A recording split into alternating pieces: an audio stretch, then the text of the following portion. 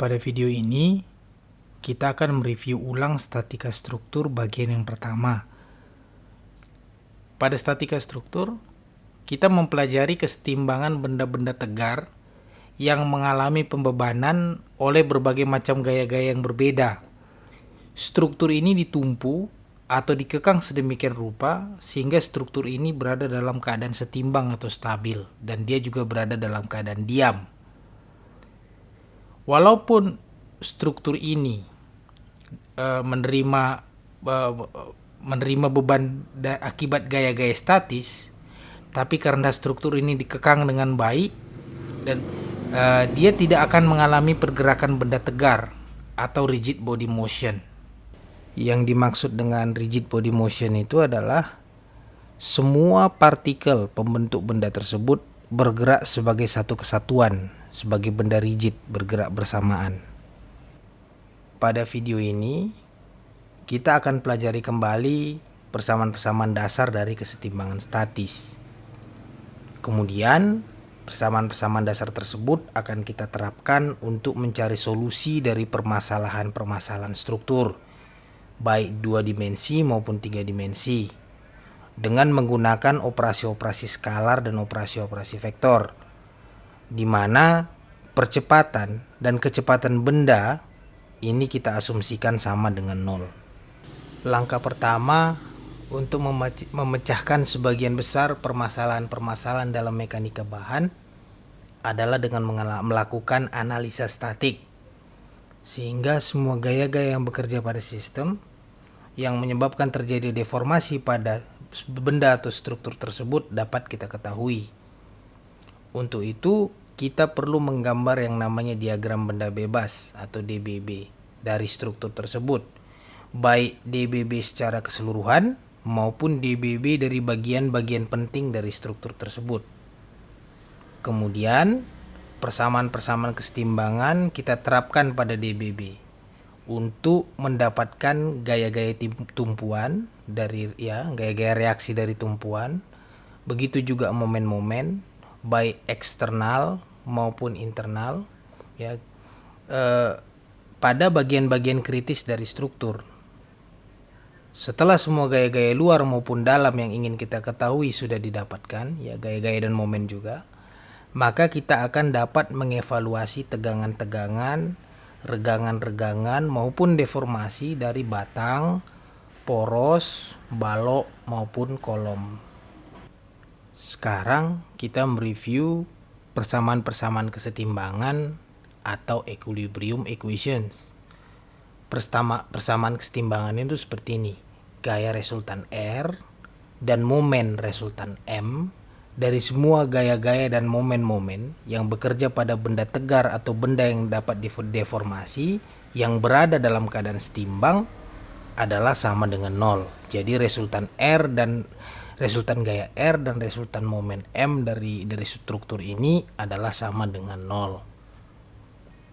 Persamaan-persamaan kesetimbangan yang dihasilkan dapat dinyatakan dalam bentuk vektor sebagai berikut. Ini adalah resultan R. Tanda panah di atas ini artinya ini dalam bentuk vektor. Ini adalah merupakan summation, tanda sigma ini summation, penjumlahan dari seluruh vektor F yang ada di sana, dan penjumlahannya harus sama dengan 0. Kemudian resultan momen M ini adalah summation dari semua momen yang ada pada struktur, yang terjadi pada struktur itu, di mana ini sama dengan summation penjumlahan dari vektor R di cross product dengan vektor F, dan penjumlahannya harus sama dengan 0, di mana vektor F ini adalah salah satu vektor dari sejumlah vektor gaya-gaya yang bekerja pada benda. Jadi misalnya pada struktur atau benda tersebut banyak vektor gaya-gaya yang terjadi, dan itu nanti untuk mencari R, vektor-vektor gaya tersebut kita jumlahkan secara vektor dan itu sama dengan 0. Dan vektor R ini adalah vektor posisi dari momen. Itu adalah dari titik di mana momen bekerja ke titik di mana gaya vektor F bekerja sepanjang garis penerapan gaya tersebut. Jadi vektor R ini adalah lengan dari momen. Seringkali lebih mudah untuk kita kalau kita bisa menuliskan persamaan-persamaan kesetimbangan dalam bentuk skalar dengan menggunakan sistem koordinat Kartesius. Pada slide sebelumnya kita tuliskan persamaan-persamaan kesetimbangan dalam bentuk vektor. Nah, bagaimana contohnya dalam dua dimensi ya, dalam koordinat Kartesius, yaitu kita punya dua sumbu X dan sumbu Y.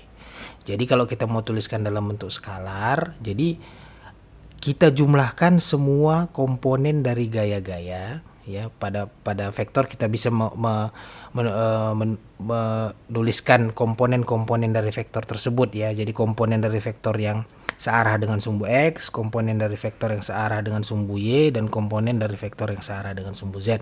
Jadi dengan vektor gaya juga sama. Jadi ini adalah penjumlahan semua komponen-komponen gaya-gaya yang mengarah sumbu X itu harus sama dengan 0.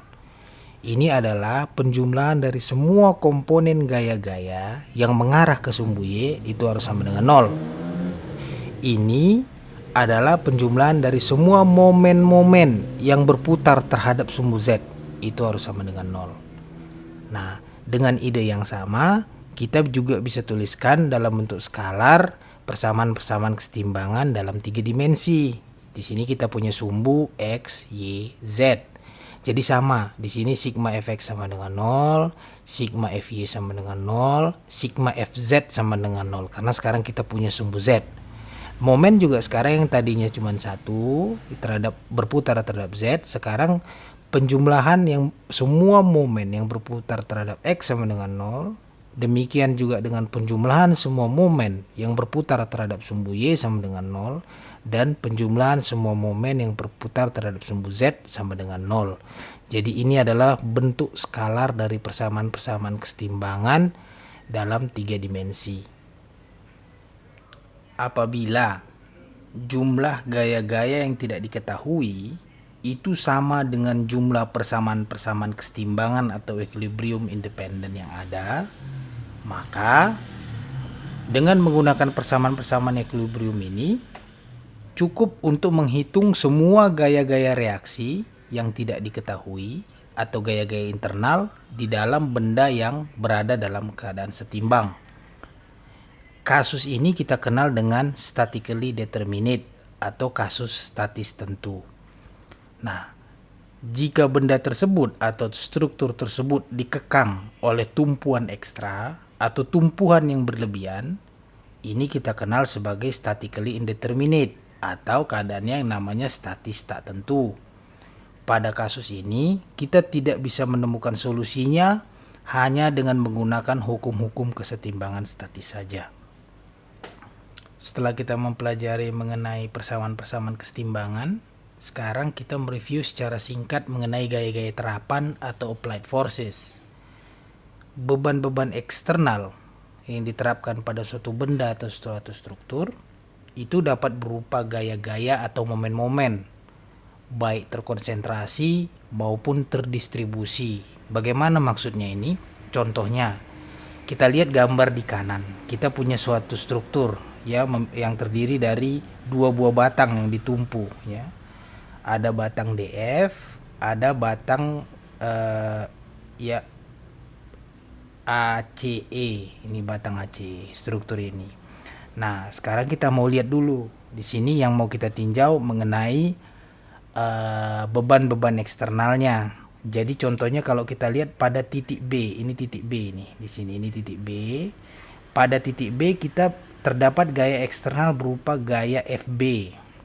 Ini adalah merupakan suatu beban titik atau beban terkonsentrasi yang diasumsikan bekerja pada titik B. Terus beban terkonsentrasi lainnya yang terjadi pada struktur ini adalah kalau kita lihat pada titik A. Pada titik A ini terdapat momen MA yang mempunyai arah seperti ini. Satuannya adalah Newton meter. Ini adalah sebuah momen yang terkonsentrasi yang bekerja pada titik A ini. Selain beban-beban terkonsentrasi tadi, sekarang terdapat juga pada konstruksi ini gaya-gaya terdistribusi yang dapat bekerja sepanjang atau ke arah normal dari satu bagian dan dapat memiliki intensitas yang konstan. Contohnya seperti kalau kita lihat pada batang BC, pada bagian BC. Ya, ini titik B, ini titik C. Pada bagian ini terdapat beban garis Q1. Ini kita lihat. Ini memiliki arah normal atau tegak lurus terhadap batang BC di sini. Nah, kita lihat juga pada batang DF. Pada batang DF ini kita mempunyai beban garis Q2 terdistribusi ya dalam arah sumbu Y. Jadi arahnya ke sumbu Y pada bidang ini. Nah, Q1 dan Q2 ini memiliki satuan intensitas gaya Newton per meter ini ya. Jadi beban garis memiliki satuan intensitas gaya Newton per meter satuannya. Nah, sekarang kita lihat pada bagian ED ini. Nah, pada bagian ED ini beban terdistribusi juga dapat memiliki variasi linier di sini, variasi linier atau variasi lainnya. Kebetulan di sini variasi linier dengan intensitas puncak Q0 seperti kita lihat pada sini. Maksudnya variasi linier gimana? Pada titik D gayanya tidak sama besar dengan pada titik E. Terdapat variasi berupa linier, garis linier.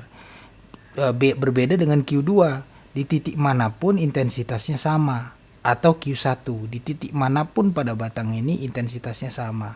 Tapi pada batang ED intensitasnya tidak sama di semua titik, berbeda-beda dan puncaknya ada di titik E sebesar Q0. Kalau tadi kita belajar mengenai beban garis atau line force, nah sekarang ada yang namanya surface force ya. Jadi ini adalah beban yang bekerja pada permukaan, kalau tadi beban yang bekerja pada garis. Kalau kita lihat papan pengumuman ini papan pengumuman ya. Nah, ada yang namanya tekanan permukaan, itu garis-garis panah merah kecil-kecil ini. Ini tekanan permukaan P, satuannya Pascal. Contohnya seperti kalau ada angin yang mendorong papan pengumuman ini. Jadi angin itu dia bebannya akan terdistribusi sepanjang papan ini dan sepanjang permukaan papan. Ini disebut dengan surface force. Dan gaya-gaya kecil-kecil ini bisa diwakili oleh satu gaya besar. Ini adalah gaya resultan yang besar P, yang panah putus-putus. Ini untuk mewakili resultan dari semua gaya-gaya yang kecil-kecil yang terdistribusi pada permukaan papan. Selain surface force, ada yang namanya body force. Body force ini terjadi ketika satu benda memberikan gaya pada benda lain tanpa terjadi kontak fisik langsung pada kedua benda. Contohnya misalnya gaya berat ya, akibat gaya gravitasi tidak melakukan kontak fisik langsung terhadap benda ya, tapi ada efeknya, itu namanya body force. Body force atau W, biasanya satuannya biasanya simbolnya W, itu adalah satuan gaya per satuan volume. Satuannya itu adalah Newton per meter kubik. Kalau ini surface force, Newton per meter kuadrat. Kalau line force, Newton per meter. Ya, seperti dicontohkan oleh self weight. Ini berat ya, yang terdistribusi dari papan pengumuman. Kalau kita lihat ya, pada papan pengumuman ini seluruh volume benda yang ini dapat diwakilkan oleh komponen berat yang bekerja pada titik berat dari masing-masing. Kita bisa lihat pada papan itu adalah ada WS. Ini bekerja pada titik berat papan. Dan pada tiang kita punya yang namanya WP. Jadi pada faktanya setiap beban terdistribusi, baik itu line force atau beban garis yang tadi, surface force, beban permukaan, maupun body force, ini dapat digantikan oleh sebuah gaya statis yang ekuivalen yang bekerja pada titik pusat gravitasi atau titik pusat dari tekanan angin, contohnya yang tadi ya, dari beban terdistribusi. Ya, kalau kita ingat pada slide sebelumnya itu yang gaya yang besar merah putus-putus, itu adalah gaya statis ekuivalen yang mewakili dari surface force. Nah, kesetimbangan statis secara keseluruhan dari struktur ini dapat dihitung dengan menggunakan persamaan-persamaan yang sudah kita perkenalkan tadi. Ya, kita lihat bahwa R adalah penjumlahan vektor dari F, atau M adalah penjumlahan vektor dari vektor R cross F dan harus sama dengan 0, atau bisa kita tuliskan dalam bentuk skalar. Jadi yang pertama ini kalau kasus kita 2 dimensi, dua garis terakhir ini, line terakhir, dua baris terakhir ini adalah untuk persamaan 3 dimensi. Setelah kita review ulang mengenai persamaan-persamaan kesetimbangan, kemudian kita pelajari ulang mengenai gaya-gaya terapan. Sekarang kita pelajari mengenai gaya-gaya reaksi dari tumpuan-tumpuan. Jadi supaya persamaan-persamaan kesetimbangan tadi itu dapat kita penuhi, maka benda atau struktur tersebut harus dikekang dengan baik. Untuk itu, maka kita perlu sejumlah tumpuan dengan letak yang memadai itu harus ada supaya benda itu tidak bergerak secara rigid atau sebagai satu kesatuan ketika dibebani oleh gaya-gaya statis. Sebagai aturan umumnya seperti ini. Jika tumpuan tersebut mencegah pergerakan ke arah tertentu, maka gaya reaksinya juga harus digambarkan pada arah yang sama. Jika rotasi ditahan ke arah tertentu, maka momen kopel yang terjadi harus diberikan juga pada arah yang sama. Untuk benda-benda yang mengalami sistem gaya koplanar, tumpuan yang paling sering ditemui akan ditunjukkan pada slide-slide berikut ini. Tumpuan yang pertama adalah tumpuan kabel. Jadi kita lihat di sini, ini kita punya batang. Batang ini diikat oleh kabel atau kawat ya, ke dinding, misalnya gini, dan membentuk sudut theta. Kalau kita analisa struktur ini, pada bagian ini, bagian tumpuan ini, kalau kita analisa batang ini, kita bisa lihat bahwa kabel ini akan menahan pergerakan batang ke arah sini ya, sejajar dengan sepanjang kabel, tapi ke arah sini. Jadi kabel ini menahan batang tidak bisa bergerak ke arah sini. Nah, untuk itu supaya ini bisa diselesaikan, kita harus menggambarkan diagram benda bebas dari batang ini. Apa itu maksudnya diagram benda bebas? Artinya batang ini kita gambar terlepas dari komponen-komponen yang lain. Kita hanya menggambarkan batang ini saja, tepat di tumpuan ini. Nah, supaya kondisinya tetap sama, karena kan begitu kita gambar, tapi kita mau kondisinya tetap sama. Kalau tidak sama, berarti ini udah kondisi yang berbeda. Contohnya misalnya begini, pada kasus ini batang ini ditahan oleh kabel, tidak bisa bergerak ke arah sini. Nah, untuk itu kalau kabelnya kita cabut, kita cuma mau gambar batangnya, berarti harus ada gaya yang menahan batang ini supaya dia tidak bisa bergerak ke arah sini, sejajar dengan kabel ke arah sini. Berarti harus ada gaya yang menahan ini. Untuk itu kita gambarkan gayanya. Jadi ini adalah diagram benda bebasnya. Jadi kabel ini digantikan oleh gaya F ini. Jadi karena ada gaya F ke arah sini, sehingga batang ini tidak bisa bergerak ke arah sini. Karena ditahan oleh gaya F ke arah sini yang membentuk sudut theta. Untuk kasus tumpuan kabel ini, ada satu gaya yang tidak diketahui, gaya reaksinya adalah gaya F. Jadi ini adalah gaya reaksi pada tumpuan kabel. Tumpuan yang berikutnya adalah tumpuan roller. Nah, di sini pada kasus ini kita punya batang, kita tumpukan pada sebuah roller di sini.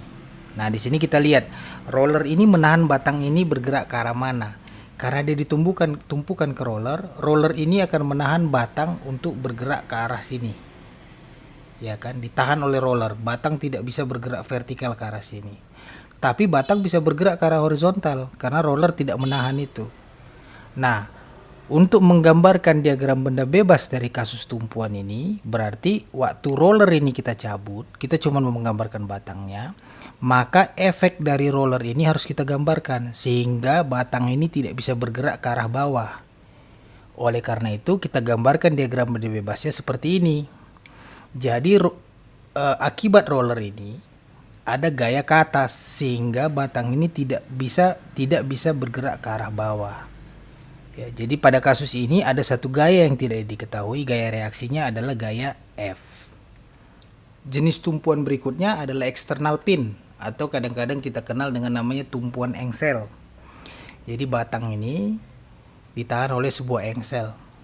Nah, engsel ini akan menahan batang ini tidak bisa bergerak ke arah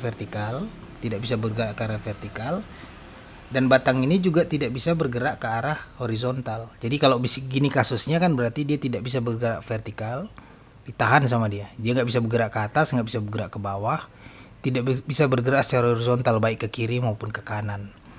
Nah, untuk menggambarkan diagram benda bebasnya berarti engselnya harus kita cabut. Tapi engsel ini harus digantikan oleh sekelompok gaya-gaya yang menahan pergerakan benda ini.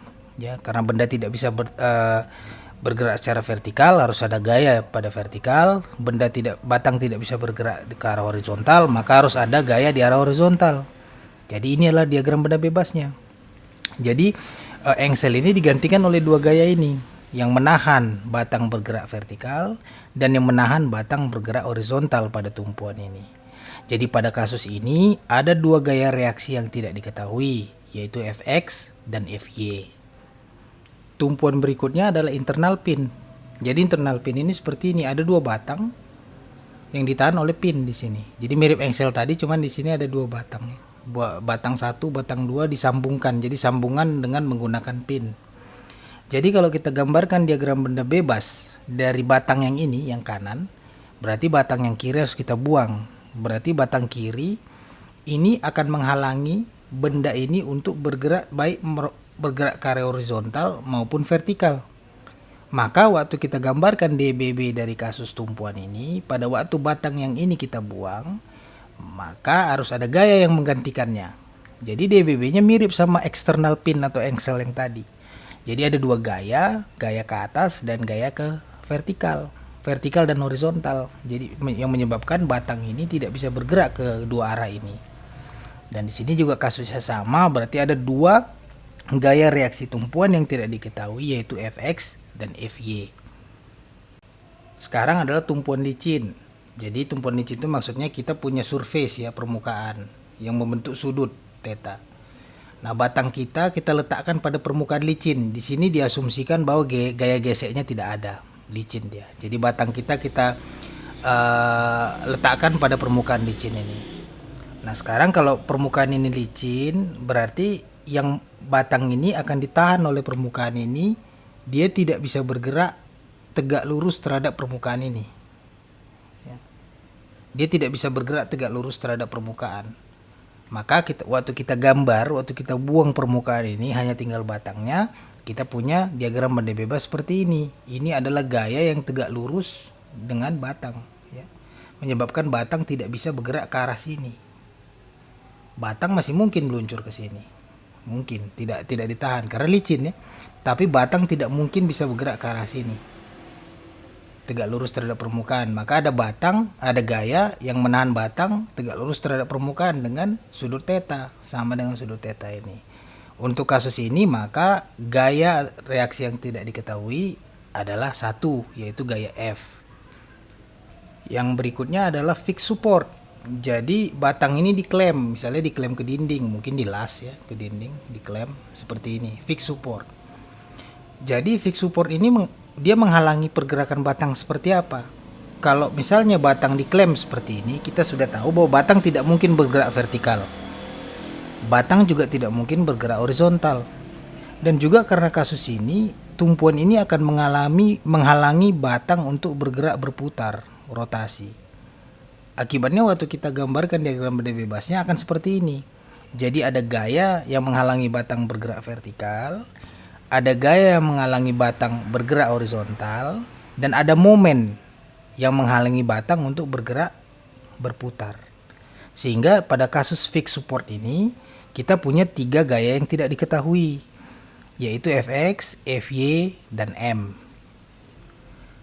Pada tumpuan journal bearing ya, ini bantalan ya, journal bearing, kita bisa lihat untuk tumpuan seperti ini, tumpuan bearing ini akan menahan batang tidak bisa bergerak secara vertikal, tapi dia bisa bergerak secara horizontal.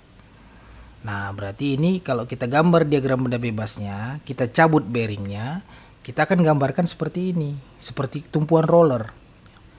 Karena dia bearing ini hanya menghalangi batang ini untuk bergerak vertikal. Berarti di sini ada satu gaya yang tidak diketahui. Nah, Tumpuan yang terakhir ini adalah thrust bearing. Ya, pada bantalan ini akan menghalangi gaya ke atas maupun ke samping. Oleh karena itu, diagram benda bebasnya kita akan gantikan waktu kita cabut bantalannya. Batang ini tidak bisa bergerak vertikal karena gaya Fy, dan juga tidak bisa bergerak horizontal karena ada gaya Fx. Dan di sini kasus ini ada dua gaya yang tidak diketahui, yaitu Fx dan Fy. Sampai di sini dulu video pertama kita mengenai review statika. Kita akan lanjut lagi di video berikutnya mengenai bagaimana review singkat bagaimana menggambar diagram benda bebas dari suatu struktur, dan juga kita akan mereview bagaimana mengenai gaya-gaya dalam, ya, gaya internal, bagaimana mencari gaya-gaya dalam atau gaya-gaya internal. Oke, baik, kita ketemu lagi di video selanjutnya. Subscribe channelnya untuk mendapatkan informasi lebih lanjut. Apabila kalian anggap ini berguna, like, dan juga mungkin berguna buat teman-teman yang lain, tolong di-share. Sekian dan terima kasih.